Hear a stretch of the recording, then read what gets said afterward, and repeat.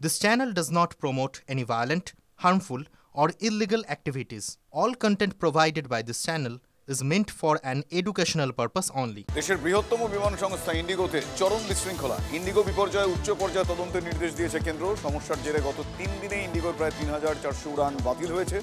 পরিস্থিতি স্বাভাবিক হতে সময় লাগবে আরও 72 ঘন্টা। ঠিক কী কারণে এমন গুরুতর পরিস্থিতি তৈরি হলো তা খতিয়ে দেখতে এবার উচ্চ পর্যায়ে তদন্তের নির্দেশ দিয়েছে কেন্দ্র। শুধু তাই নয়, এই বিষয়ে প্রয়োজনে শোকজও করা হতে পারে ইন্ডিগোকে। কার ভুলে এই পরিস্থিতি তৈরি হলো তা খতিয়ে দেখা হবে। পাশাপাশি ভবিষ্যতে যাতে এমন অপ্রীতিকর পরিস্থিতি তৈরি না হয় সেই কথা মাথায় রেখে এই তদন্তের নির্দেশ অসামরিক বিমান পরিবহন মন্ত্রী রামমোহন নাইডু। এরপরেই তদন্তে 4 সদস্যের কমিটি গড়ে ডিজিসিএ। বিপর্যস্ত পরিষেবার কারণে ক্ষমাপ্রার্থী ইন্ডিগো।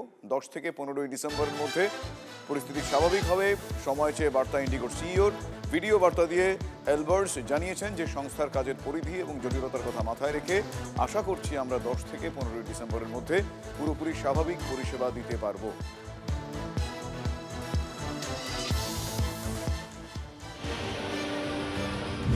গত কয়েকদিন থেকে গোটা দেশের সব বিমানবন্দরের বাইরের ছবিটা একই রকম। লম্বা লাইন, বিভ্রান্ত যাত্রী এবং চূড়ান্ত ক্ষোভ। শুক্রবারও একই ছবি। গোটা দেশে 1000-এরও বেশি ইন্ডিগোর বিমান বাতিল। कलकत्ता पे कल शाम की हुई, फिर वो कैंसिल हो गई। अब वो आज शाम की थी 4 बजे की, अब वो भी कैंसिल।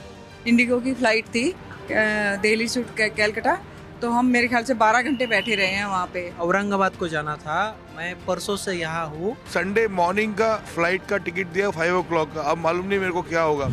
এই অবস্থার কারণ হিসেবে ইন্ডিগো জানিয়েছিল আবহাওয়ার পরিবর্তন, প্রযুক্তিগত ত্রুটির মতো একাধিক কারণ এবং ডিজিসি এর নতুন শ্রমবিধির জন্য এই সমস্যা। অন্দরের খবর, অন্য কোনো কারণ নয়, ডিজিসি এর নতুন বিধির সঙ্গে ইন্ডিগো কর্তৃপক্ষের স্নায়ুযুদ্ধের ফল এই পরিস্থিতি। ডিজিসি এর নতুন বিধিতে বলা হয়েছে পাইলট এবং বিমান কর্মীদের সপ্তাহে 48 ঘন্টা বিশ্রাম।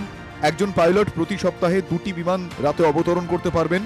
সপ্তাহে একবারই পরপর 2টি নাইট ডিউটি দেওয়া যাবে। পাইলট ও বিমান কর্মীদের বিশ্রামকে সাপ্তাহিক ছুটির মধ্যে ধরা যাবে না। ইন্ডিগো দেশের সবথেকে বেশি এবং সস্তা পরিষেবা দেয়, কিন্তু ডিজিসি এর নতুন নিয়ম মানতে হলে যত সংখ্যক কর্মী ও পাইলটের প্রয়োজন সেটা নাকি ইন্ডিগো কর্তৃপক্ষের হাতে নেই। তাই নাকি এই জটিলতা। তবে আরেকটা মতও আছে, ডিজিসি এর নতুন বিধির খবর সবার কাছে আগে থেকেই ছিল, তারপরেও কেন ইন্ডিগো আগাম ব্যবস্থা নেয়নি সেই প্রশ্ন অনেকে তুলছেন। কিন্তু প্রশ্ন যতই থাকুক, উত্তর একটাই, যাত্রী হয়রানি। मुझे लगता है कि ये मामला बहुत गंभीर है। देश में हजारों लोगों को बहुत असुविधा का सामना करना पड़ा है। 10-10 घंटे लोग एयरपोर्ट पर पड़े रहे हैं। इंडिगो के खिलाफ निश्चित रूप से इस पे कार्रवाई होनी चाहिए। Flights being cancelled is most unfortunate because as far as I understand it, the DGCA had given plenty of warning to the airlines about the new system of rosters, working hours, no repetition of nights, various sort of rules that have come into, which meant that they would have had to hire more pilots.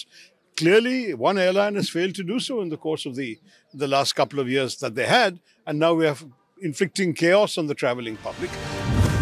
গোটা পরিস্থিতির জন্য উচ্চ পর্যায়ের committee গঠন করে তদন্ত শুরু করেছে ডিজিসিএ।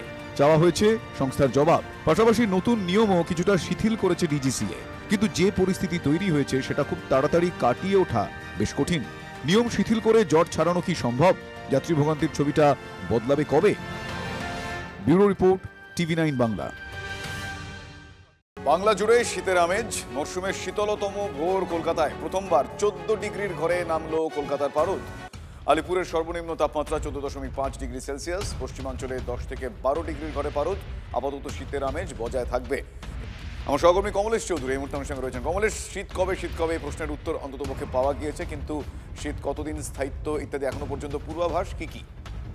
দেখো, শীতের জন্য যে অনুকূল পরিস্থিতি লাগে, এক হচ্ছে বঙ্গোপসাগরে কোনো সিস্টেম থাকবে না, ফলে উত্তরে হাওয়া বাধাহীন ভাবে যেতে আসতে পারে সেই অবস্থা এই মুহূর্তে রয়েছে এবং আকাশ পরিষ্কার। ফলে তাপমাত্রা মানে দিন ফুরলেই সন্ধ্যের পর থেকে হু করে তাপমাত্রা নামার একটা পরিস্থিতি রয়েছে। এই মুহূর্তে পশ্চিমাঞ্চলে অনেক জায়গাতেই কোথাও 10 ডিগ্রি, কোথাও 11 ডিগ্রি, কোথাও 12 ডিগ্রিতে তাপমাত্রা নেমে গিয়েছে এবং কলকাতায় আজ প্রথমবার 14.5 ডিগ্রিতে তাপমাত্রা নামলো। গতকাল 17 ডিগ্রি ছিল, অর্থাৎ একদিনে 2.5 ডিগ্রি তাপমাত্রা কমলো এবং আগামী 4 থেকে 5 দিন তাপমাত্রা যেখানে রয়েছে সেই তার আশপাশেই থাকবে, অর্থাৎ কলকাতার তাপমাত্রা আগামী কয়েকদিন এই 14-15 ডিগ্রি আশপাশেই থাকবে। ফলে শীতপ্রেমীদের জন্য যেটা এতদিন হচ্ছিল না, অবশেষে একটা ভালো ঠান্ডা পড়লো। ধন্যবাদ কমলেশ।